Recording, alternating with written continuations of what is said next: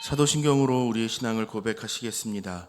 전능하사 천지를 만드신 하나님 아버지를 내가 믿사오며 그 외아들 우리 주 예수 그리스도를 믿사오니 이는 성령으로 잉태하사 동정녀 마리아에게 나시고 본디오 빌라도에게 고난을 받으사 십자가에 못 박혀 죽으시고 장사한 지 사흘 만에 죽은 자 가운데에서 다시 살아나시며 하늘에 오르사 전능하신 하나님 우편에 앉아 계시다가 저리로서 산자와 죽은 자를 심판하러 오시리라. 성령을 믿사오며 거룩한 공회와 성도가 서로 교통하는 것과 죄를 사하여 주시는 것과 몸이 다시 사는 것과 영원히 사는 것을 믿사옵나이다. 아멘. 찬송가 419장 주날개 및 내가 평안히 지내 함께 찬송하겠습니다.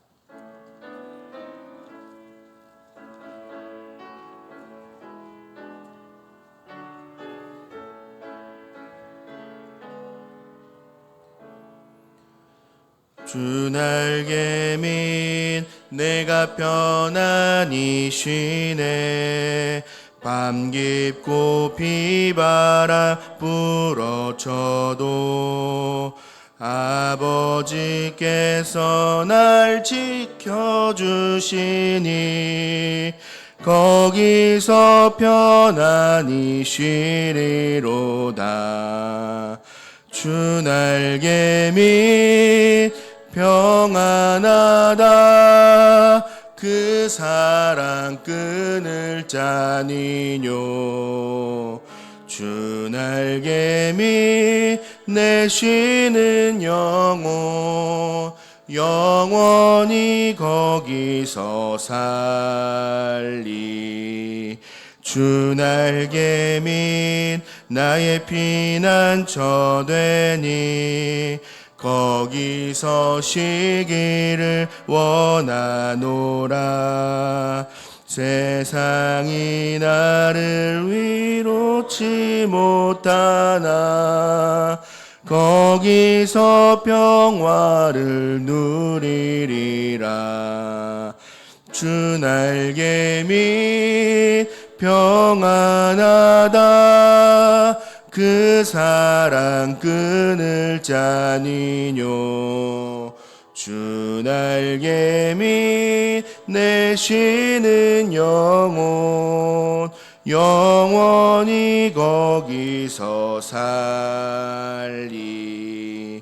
주날개 밑 참된 기쁨이 있네.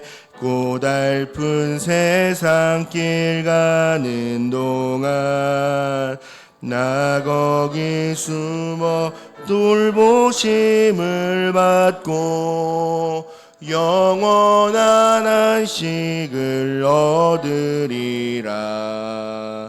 주날개 밑 평안하다. 그 사랑 끊을 자니뇨. 주날개 밑 내 쉬는 영혼 영원히 거기서 살리. 아멘. 오늘 우리가 함께 나눌 말씀은 구약성경 스가랴서 9장 1절부터 8절까지의 말씀입니다. 제가 가진 성경으로 구약 1320면에 있는 구약성경 스가랴서 9장 1절부터 8절까지의 말씀입니다. 한 절씩 교독하신 후에 마지막 8절은 합독하겠습니다. 제가 먼저 스가랴서 9장 1절 말씀을 봉독합니다. 여호와의 말씀이 하드락 땅에 내리며 다메섹에 머물리니 사람들과 이스라엘 모든 지파의 눈이 여호와를 우러러 봄이니라. 그 접경한 하맛에도 임하겠고 도로와 시돈에도 임하리니 그들이 매우 지혜로움이니라. 도로는 자기를 위하여 요새를 건축하며 은을 티끌같이 금을 거리에 진흙같이 쌓았도다. 주께서 그를 정복하시며 그의 권세를 바다에 쳐 넣으시리니 그가 불에 삼켜질지라. 아스글론이 보고 무서워하며 가 사도 심히 아파할 것이며 에그론은 그 소망이 수치가 되므로 역시 그러하리라. 가사에는 임금이 끊어질 것이며 아스글론에는 주민이 없을 것이며 아스도데는 잡족이 거주하리라. 내가 블레셋 사람의 교만을 끊고 그의 입에서 그의 피를 그의 이사이에서 그 가증한 것을 제거하리니 그들도 남아서 우리 하나님께로 돌아와서 유다의 한 지도자같이 되겠고 에그로는 여부스 사람같이 되리라. 내가 내 집을 둘러 진을 쳐서 적군을 막아 거기 왕래하지 못하게 할 것이라. 포악한 자가 다시는 그 지경으로 지나가지 못하리니 이는 내가 눈으로 치니 봄이니라. 아멘. 이른 새벽에 예배 자리에 나오시면서 11분의 성도님께서 1,000번째 예물을 한 분의 성도님께서 감사의 예물 드리셨습니다. 감사의 제목 나누겠습니다. 광복절 주께서 빛으로 오셔서 회복 주심을 감사드립니다. 아멘. 기도하시기 위하여서 새벽을 깨우신 모든 성도님들을 환영하고 축복합니다. 말씀으로 길을 찾고 기도로 힘을 얻는 은혜의 새벽이 되시기를 예수님의 이름으로 축복합니다. 모든 인간은 안전한 삶을 살기를 원합니다. 안전한 집에 살고 싶고 안전한 자동차를 타고 싶으며 안전한 나라에 살고 싶은 것이 인간의 자연스러운 마음일 것입니다. 위험으로부터 자신을 보호하고 안정적인 삶을 살고 싶은 것은 인간의 본능에서 비롯된 것입니다. 매슬로우라는 미국의 저명한 심리학자는 인간이 안전 욕구를 위협받을 때 감정적 혼란이 뒤따른다라고 말했습니다. 그래서 인간은 안전을 추구하려고 하고 위험을 대비하려고 애를 씁니다만 어느 누구도 완벽한 안전을 보장할 수 없습니다. 오늘 본문 스가랴 9장 1절 8절 말씀에서 이 사실을 잘 보여주고 있습니다. 스가랴 9장은 이스라엘 주변 국가들에게 임할 하나님의 심판을 예언합니다. 첫 번째 경고 말씀은 북방 지역에 속한 하드락과 다메섹을 향해 선포됩니다. 하드락은 이스라엘 북쪽 하맛의 도시 중 하나로 알려져 있는데 하맛은 다메섹 북쪽으로 약 200km 정도 떨어진 곳에 위치한 지역이라 알려져 있습니다. 다메섹은 옛 아람의 수도요 북부 지역의 핵심 도시입니다. 하드락, 하맛, 다메섹이 북부 지역을 대표한다라고 한다면 두로와 시돈은 이 도시들을 무역의 중심으로 삼는 북부 해안 지역을 대표합니다. 두로와 시돈은 바닷길을 이용한 해상 무역을 주도했고 수많은 상선을 통하여 부유하고 강한 도시를 이루었습니다. 그들은 지혜와 부, 요새화된 성벽으로 자신들의 안전을 보장한다고 자부했지만 하나님의 심판 앞에 철저히 무너졌습니다. 홍해바다 한가운데서 가라앉은 애굽의 군대처럼 그들의 불을 바다에 던질 것이며 소돔과 고모라처럼 성을 불로 삼키는 철저한 파멸을 당하게 될 것이라 말씀합니다. 이처럼 하나님의 심판을 결코 막을 수도 피할 수도 없음을 재차 강조하여 선언합니다. 계속해서 5절 7절에서는 남쪽에 위치한 블레셋 도시들에게도 하나님의 심판이 임하게 될 것을 선언하고 있습니다. 우리 스가랴서 9장 5절 7절 말씀을 같이 한 목소리로 합독하시겠습니다. 아스글론이 보고 무서워하며 가사도 심히 아파할 것이며 에그로는 그 소망이 수치가 되므로 역시 그러하리라. 가사에는 임금이 끊어질 것이며 아스글론에는 주민이 없을 것이며 아스돈에는 잡족이 거주하리라.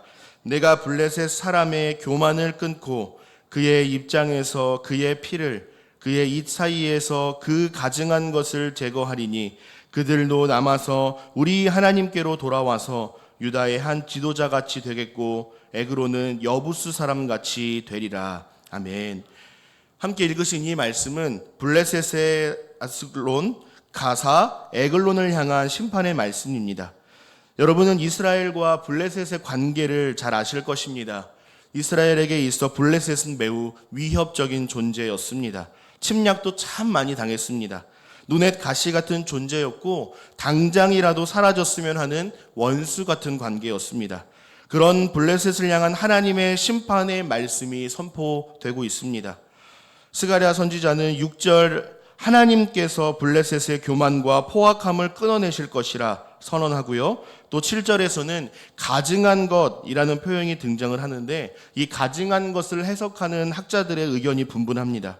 어떤 학자는 아스글론의 유족에서 거대한 개들이 시체 무덤이 발견되었고, 이는 블레셋 족속들이 이 더러운 개와 밀접한 연관이 있었음을 암시한다고 주장하면서 블레셋 족속들을 개에 비유해서 설명한 것이다 라고 해석하기도 하고요.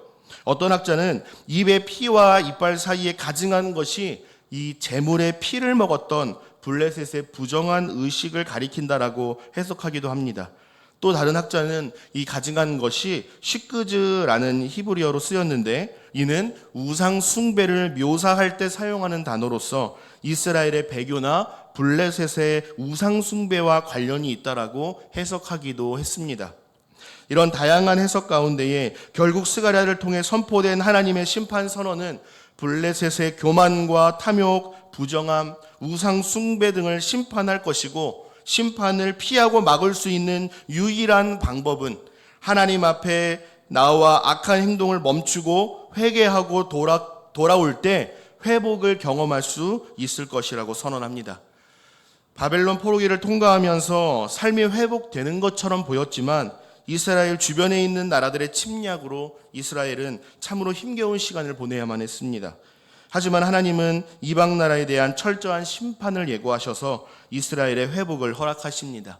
7절 말씀을 다시 한번 보겠습니다. 7절 말씀을 보시면 그의 입에서 그의 피를 그의 입 사이에서 그 가증한 것을 제거하리니 라고 심판이 나온 후에 그들도 남아서 우리 하나님께로 돌아와서 유다의 한 지도자같이 되겠고 에그론은 여부스 사람같이 되리라 라고 회복을 말씀합니다.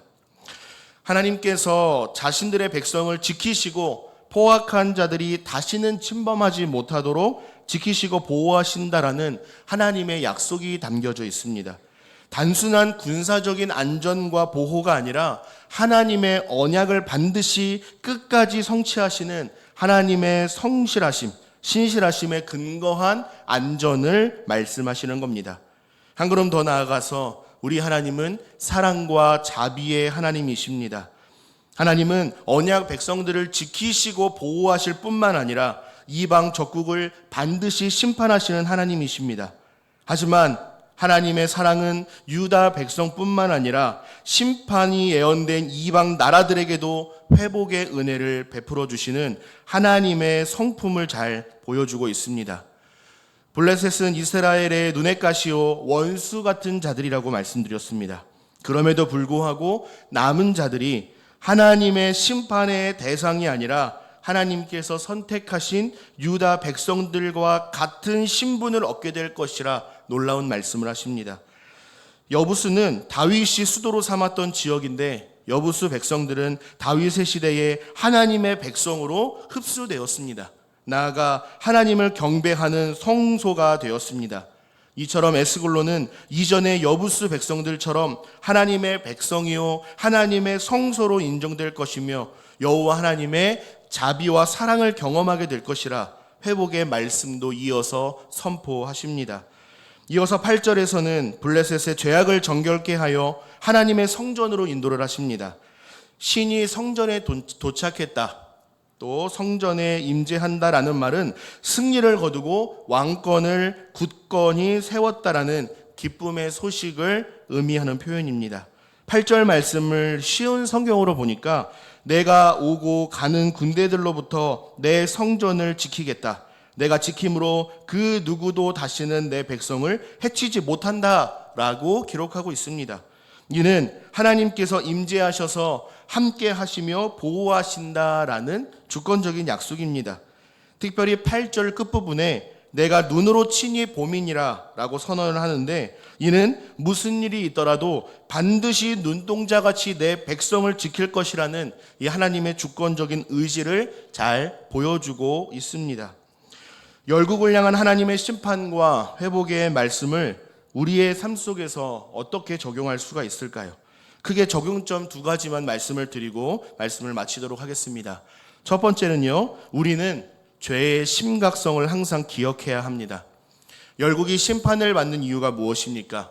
무언가를 잘못했기 때문입니다. 이들이 어떤 잘못을 했습니까? 온 열방에 하나님의 통치가 임했음에도 불구하고 하나님의 주권을 인정하지 않고 하나님의 말씀에 불순종했습니다. 따라서 하나님의 심판이 불가피했던 것이죠. 또한 심판자는 전능하신 창조주 하나님이심을 우리는 반드시 기억해야 합니다.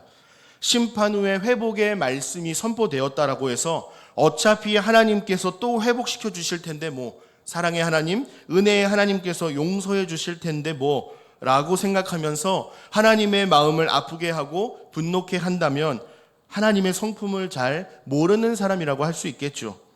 부모와 자녀 관계에서도 잘 보여주지 않습니까? 부모는 어쩔 수 없이 자녀에게 질 수밖에 없습니다. 그만큼 더 사랑하기 때문이죠. 그런데 자녀가 이러한 부모의 사랑과 용서의 마음을 무시하고 우리 부모님은 내가 항상 잘못해도 나에게 져주시고 나를 용서해 주시니까 부모님 말씀대로 살지 않아도 괜찮아. 내 마음대로 해도 괜찮아. 어차피 용서해 주실 거야. 라는 태도로 나아간다면 부모님의 마음이 얼마나 아프겠습니까? 이 또한 하나님의 마음은 어떠하시겠습니까? 하나님은 우리를 하나님의 백성이요 자녀 삼아 주셨기 때문에 우리를 향한 사랑을 결코 거두지 않으실 것입니다. 오늘 본문에서도 심판 후 회복을 말씀하시는 것처럼 말입니다. 하지만 하나님의 심판은 설렁설렁 대충대충 이루어지는 것이 아님을 우리는 반드시 기억해야 합니다. 하나님께 악을 행했을 때 회초리 몇 대 맞는다라거나 소위 옆집 아저씨에게 꾸중 한번 듣고 마는 정도가 아닙니다. 결국에 어마어마한 하나님의 심판이 임하게 됩니다. 그만큼 하나님께서 죄의 문제 앞에서는 단호하시다라는 것을 알 수가 있습니다. 따라서 하나님의 백성된 우리들에게 마땅히 요구되는 행동이 있다면 무엇이 있을까요? 교만, 탐욕, 부정함, 우상숭배, 불순종과 같은 하나님께서 싫어하시는 죄에서 속히 돌이켜 겸손한 마음으로 하나님 앞에 엎드리는 삶인 줄 믿습니다. 아멘. 두 번째 적용은 하나님의 심판에는 반드시 이유와 뜻, 목적이 있다라는 사실을 우리는 기억해야 합니다. 하나님은 열방의 백성들이 저지르는 사소한 죄악이라고 할지라도 결코 가볍게 넘기지 아니하시고 반드시 심판하시는 분이십니다. 왜냐하면 하나님은 사랑의 하나님이신가 동시에 거룩하신 하나님이시기 때문입니다. 하나님을 향한 심판은 하나님의 심판은 반드시 회개를 통해 하나님께로 다시금 돌이키게 하는 데 목적이 있습니다. 이전과 다른 새로운 삶을 살아가도록 결단케 하십니다. 이것이 백성들을 향한 하나님의 심판의 목적입니다. 하나님의 심판의 목적과 뜻을 바르게 알고 있는 성도들은 반드시 하나님께로 돌이킬 것입니다. 그러한 자들에게 하나님께서 반드시 회복의 은혜를 허락하여 주실 줄 믿습니다. 그럼에도 불구하고 돌이키지 않는 자들에게는 무시무시한 멸망과 심판이 여전히 머물게 될 것입니다. 하나님의 심판은 하나님이 얼마나 무서운 존재인가를 깨닫고 눈물 쏙 빼는 것이 목적이 아니라 부정한 것을 정결케 하여 거룩한 하나님의 백성으로 회복시키는 것이라는 사실을 우리는 이 새벽에 기억해야 할 줄로 믿습니다. 말씀을 정리하겠습니다. 말씀 서두에서 모든 인간은 안전의 욕구를 가지고 있다고 말씀드렸습니다. 하지만 인간 스스로는 자신의 안정과 평안을 보장할 수 없는 불완전한 존재라는 것도 말씀드렸습니다. 그렇다면 우리 주변 곳곳에 도사리고 있는 수많은 문제와 위협 앞에서 우리는 어떻게 살아야 할까요? 칼빈은 인간이 아무리 부와 권세를 쌓아도 그것이 안전을 보장하지 못한다는 것을 하나님의 역사 속에 드러내신다라고 말했습니다. 잠언 18장 10절에서는 여호와의 이름은 견고한 망대라 의인은 그리로 달려가서 안전함을 얻느니라 라고 말씀했고요. 또 잠언 29장 25절에서는 사람을 두려워하면 올무에 걸리게 되거니와 여호와를 의지하는 자는 안전하리라 라고 말씀했습니다. 사랑하는 여러분, 불안과 두려움이 곳곳에 도사리고 있는 우리의 불안전한 현실 속에서 우리의 견고한 망대요 피난처 되시는 하나님께로 돌이켜 하나님 안에 힘써 거하시기를 간절히 소망합니다. 그리하여 하나님의 지키심과 보호하심의 복을 풍성히 누리며 오늘 찬양했던 것처럼 하나님의 날개 아래 거하는 모든 제2 가족들이 되시기를 예수님의 이름으로 간절히 소망하고 축복합니다. 아멘. 기도하겠습니다. 참 좋으신 사랑의 아버지 하나님, 주님의 크신 은혜와 사랑을 감사드립니다. 이 세상을 살아가면서 오직 하나님 안에 힘써 거하는 것이 우리의 안전과 평안함이 된다는 사실을 기억하는 지혜를 이 새벽에 허락해 주시고 견고한 망대요 피난처가 되시는 하나님만 의지하고 신뢰하는 저희들이 되게 하여 주옵소서. 하나님보다 더 귀하고 높게 생각하는 우상들이 있다면 오늘 이 새벽에 하나님 앞에 다 내려놓게 하시고 겸손한 마음으로 하나님만 섬기는 주의 자녀들이 다 되게 하여 주옵소서. 하나님은 우리를 심판하시는 무시무시한 하나님이시기도 하지만 언약 백성들을 보호하시고 지키시는 사랑과 자비의 하나님이심을 날마다 기억하며 살아가게 하옵소서. 주님의 임재 안에 거하며 주님의 품 안에서 참된 안전과 평안을 누리며 살아가는 복을 허락하여 주옵소서. 새벽 예배에 나오시면서 하나님께 감사하는 마음으로 예물 올려드린 귀한 손길이 있습니다. 예물과 우리의 믿음, 기도 제목을 기쁘게 받아주시고 이 예물이 사용되는 곳곳마다 하나님 나라의 확장과 주님의 몸된 교회가 견실하게 세워지는 데에 바르게 사용되도록 축복하여 주옵소서. 간절하고 감사한 마음을 담아 예물 올려드린 손길 가운데에도 복의 복을 더하시사 축복하여 주시고 기도의 제목과 마음의 소원이 하나님의 뜻과 일치되어 응답되는 복을 누리게 하옵소서. 예배 전에 미리 오셔서 올려드린 기도의 제목과 예배 후에 올려드릴 간절한 기도 제목 가운데에도 들으시고 응답하여 주옵소서. 돌아가는 발걸음도 안전하게 지켜 보호하여 주시고 오늘 하루도 주님과 동행하며 넉넉히 승리하는 삶 살아갈 수 있도록 함께하여 주옵소서. 그렇게 행하실 우리 주님을 기대하고 찬송하오며 우리 주 예수 그리스도의 이름으로 감사하며 기도하옵나이다. 아멘. 하늘에 계신 우리 아버지여, 이름이 거룩히 여김을 받으시오며 나라 임하옵시며 뜻이 하늘에서 이룬 것 같이 땅에서도 이루어지이다. 오늘날 우리에게 일용할 양식을 주옵시고 우리가 우리에게 죄 지은 자를 사하여 준 것 같이 우리 죄를 사하여 주옵시고 우리를 시험에 들게 하지 마옵시고 다만 악에서 구하옵소서. 대개 나라와 권세와 영광이 아버지께 영원히 있사옵나이다. 아멘.